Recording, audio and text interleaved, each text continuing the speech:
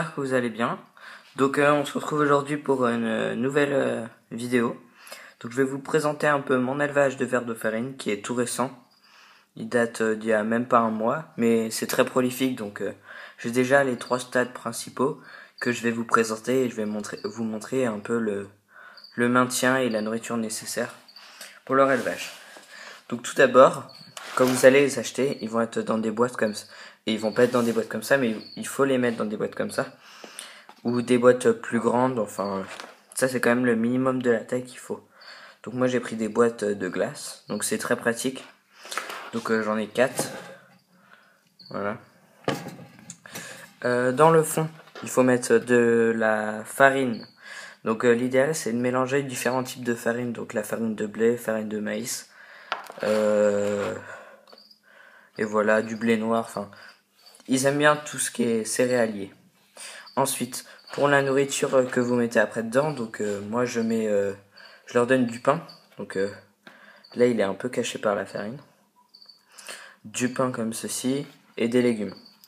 Mais donc là j'en ai pas sous la main, mais je leur donne aussi des croquettes pour chat. Et vous pouvez leur donner des aliments pour poissons. Ça ils adorent ça, c'est comme tous les insectes de toute façon. Les aliments pour poissons ça fait fureur et puis c'est vraiment pas mal parce que ça amène beaucoup de vitamines, de protéines, enfin tout ce qu'il faut pour le ver de farine. Donc ensuite, quand vous allez au bout de quelques semaines, donc je dirais à peu près 2 semaines, vous allez voir des chrysalides, ça s'appelle. Donc c'est des genres de petites bestioles comme ça. Donc ça en fait c'est le ver de farine. C'est dans la suite de son processus d'évolution. Il va se transformer en une chrysalide comme celle-ci. Donc ça c'est la forme juste avant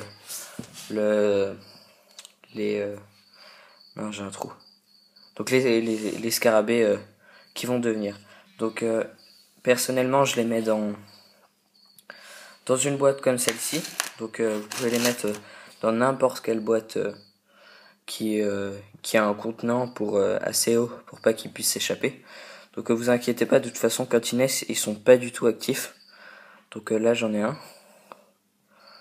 Je vais vous le montrer. Donc vous voyez c'est des petits ténébrions comme ça, voilà c'est des ténébrions. Donc c'est vraiment petit. Bon là il leur reste encore 4 mois d'évolution. Donc minimum 1 mois pour se reproduire et 4 mois avant l'âge adulte.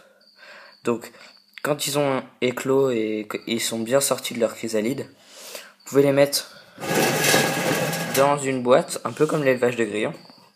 Donc moi j'utilise exactement les mêmes boîtes. Vous voyez, vous les mettez de toute façon. Ils sont assez agiles. Enfin, au début pas énormément, mais après ça vient. Donc pareil, il faut toujours de la farine dans le fond de votre boîte. Donc comme ceci. Donc des boîtes d'œufs qui leur servent de cachette. Donc c'est des boîtes d'œufs toutes simples. Après pour leur nourriture, c'est exactement pareil que les vers de farine. Donc ils mangent un peu de tout, de la salade, tout ce qui est légumes, carottes, enfin bref, endives, voilà. Un peu tout. Donc ce dernier stade, il est sympa à observer. C'est un peu comme des scarabées, comme les scarabées qui sont communs en élevage de thérophilie. Donc voilà. Bon bah, j'espère que cette vidéo vous a plu. N'hésitez pas à me demander si vous avez quelques questions. Donc la durée totale des stades c'est à peu près 5 mois en tout. Ah, j'avais laissé la fenêtre ouverte. Ça vous allez pouvoir observer une pogona. Par contre, je vais pas le laisser, mais je vais juste vous montrer. Vous avez de la chance. Donc là, je vais poser le verre. Oui, ils aiment beaucoup ça. Je vais le remettre dans son terrarium. Ça va vous permettre de voir un peu. Donc je les ai changés de terrarium. Je sais pas si je vous ai dit. Donc là, ils ont foutu un boucan pas possible.